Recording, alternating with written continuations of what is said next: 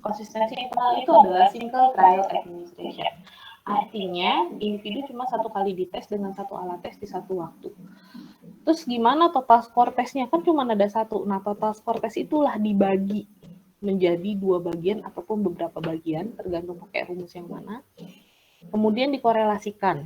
Jadi dirinya sendiri dikorelasikan dengan dirinya sendiri. Gitu. Perhitungan koefisiennya dengan membelah jumlah item menjadi berapa bagian. Berapa bagiannya tergantung rumus atau formula yang digunakan. Ada 4 yang secara umum. Yang pertama adalah Spearman-Brown yang akan kita pelajarin. Jadi dibagi 2 bagian sama besar. Nah, ini cocoknya untuk item-item yang jumlahnya genap, 10, 20. Kalau 15 ya nggak bisa, susah. Karena kan dibagi 2 bagian nggak jadi seimbang. Gitu kan. Formula rulon sama, dibagi 2 juga, cuma teknik perhitungannya beda. Dia pakai rumusnya itu selisih antara 2 skor. Kemudian kalau alfa, itu yang paling sering teman-teman gunakan pada saat di SPSS juga kan pasti pilihannya alfa. Padahal kalau teman-teman klik itu panahnya pilihannya ada yang split half tuh ya split half tuh ya kayak Spearman-Brown, ada aku lupa satu lagi ada apa, kemudian ada alfa. Alfa paling sering digunakan karena dia rumus ini membagi jumlah item jadi beberapa bagian di mana setiap bagian harus berjumlah seimbang. Misal kalau teman-teman 15 itemnya ya dibaginya 555 misalkan kayak gitu. Terus kemudian dikorelasikan di antara 3 kali waktu itu pengetesan ibaratnya. Kemudian yang terakhir adalah formula KR20. Kode Richardson digunakan tanpa harus membelah item. Jadi tekniknya beda-beda. Nah, namanya emang ribet karena ini sesuai dengan nama penemu rumusnya atau penemu formulanya. Oke. Nah, ini adalah langkah-langkah formula Spearman-Brown gitu ya. Ada skor ganjil, skor genap. Nanti kita latihan, ini rumusnya. Kemudian ini langkah-langkah KR20. Kalau tadi pakai total skor ganjil genap, ini pakai nilai indeks kesukaran item dan ini adalah rumusnya gitu ya. Nah, teman-teman silakan akses PowerPoint ini di handphone gitu ya, untuk nanti bantu saya dalam membuat beberapa nilai-nilai yang ada di Excel, membuat langkah-langkah inilah. Oke. Bentar, saya pakai ini dulu.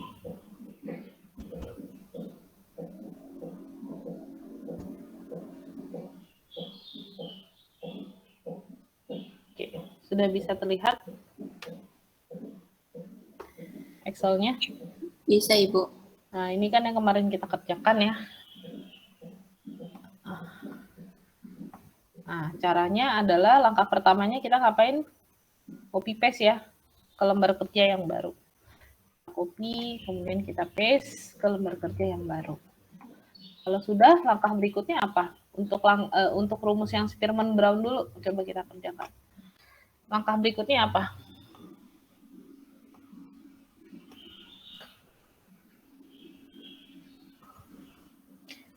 Silakan langkah berikutnya. Soal, Bu. Kenapa? Cek setiap kolom soal. Kemudian setelah dicek, oke, ada lengkap semua, 20 soal dari 20 responden. Kemudian tambahkan kolom. Berapa yang ditambahkan? Ada 5. Ada 4, 5. Oke, kolom pertama apa? Y1. Y1, kolom kedua? Y2. Kolom ketiga? Y1, Y2. Kolom keempat? Y1, 2. Y1 pangkat 2. Kemudian kolom terakhir? Y2 pangkat 2. Oke. Kalau sudah, Y1 isinya apa? Jumlah skor soal nomor ganjil. Jumlah skor soal nomor ganjil. Berarti soal nomor 1, ditambah soal nomor 3, ditambah soal nomor 5, dan seterusnya. Saya nggak tahu cara yang cepatnya, tapi saya pakai cara manual biasanya gitu.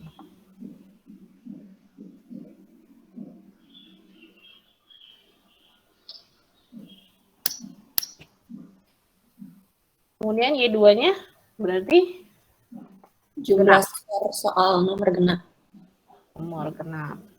2 24, 68, 10, 12, 14, 16, 18, dan 20. Oke, dicek 8 sama 6, 14. Tinggal ditarik garisnya. Kenapa sih Bu harus ganjil genap? Kenapa sih nggak 1 sampai 10, terus 11 sampai 20 aja kan sama-sama dibagi 2? Ya, memang kalau teman-teman pakai perhitungan SPSS yang split half, pasti dia langsung ngebelah gitu, 1 sampai 10, 11 sampai 20. Itu total skornya. Tapi kalau di bukunya Azwar supaya lebih random, jadi kita ngambil yang soal ganjil dan genap gitu. Tapi kalaupun mau dicoba dengan Y1, Y2 adalah 1 sampai 10, kemudian 11 sampai 20 pun boleh. Yang pasti dibagi 2 menjadi sama besar. Kemudian kolom Y1, Y2 itu apa isinya? Memasukkan rumus, Bu. Masukkan rumus sama dengan Y1 Bintang dikali. Y. Nah, ini Y1, Y2 artinya perkalian skor Y1 dengan skor Y2. Oke. Tinggal kita tarik garis. Kemudian kalau Y1 pangkat 2, masukkan rumus ya. Iya, Ibu, masukkan rumus. Ya, ini adalah skor Y1 dikuadratkan. Jadi dipangkatkan 2. Nah, ini skornya. Kemudian yang terakhir adalah Y2 kuadrat. Nah, ini pangkat 2-nya dari total skor Y2. Kalau sudah semua nih Bu, kolomnya sudah terpenuhi. Kemudian kan langkah berikutnya masukkan ke dalam rumus. Coba dicek sekarang teman-teman rumusnya. Rumusnya ada 2 tahapan. Yang pertama adalah RXX aksen, yang kedua adalah RY1Y2. Rumus Pearman-Brown itu yang RXX aksen. Itu rumus Pearman-Brown. Tapi untuk bisa ngerjain rumus Pearman-Brown, kita harus tahu dulu RY1Y2. RY1Y2 itu adalah rumus korelasi Pearson. Jadi beda. Jadi rumusnya yang mana, Bu? Yang RXX aksen itu adalah rumus Pearman-Brown. Nah, karena di dalam rumus itu ada skor ada nilai RY1Y2, maka silakan teman-teman kerjakan dulu RY1Y2. Diperhatikan rumusnya. Rumusnya itu mengandung sigma. Ya kan? Ada sigma. Artinya sigma itu berarti jumlah. Ada sigma Y1 kuadrat, ada sigma Y1Y2, ada sigma Y1 dikuadratkan gitu ya. Nah, itu kita harus hitung gitu kan. Nah, maka dari sinilah kita pakai nih. Jangan lupa ditarik karena ini besaran yang beda. Nah, ini ditarik. Ini adalah angka-angka sigma. Jadi 142 adalah sigma Y1, sigma Y2, sigma Y1 Y2, sigma Y1 kuadrat, dan sigma Y2 kuadrat. Kalau sudah, silahkan dikerjakan dan dihitung. RY1 Y2-nya dapat berapa. Nanti saya akan panggil Acak untuk cross check aja kira-kira dapat perhitungannya berapa. Silakan teman-teman dikerjakan RY1 Y2.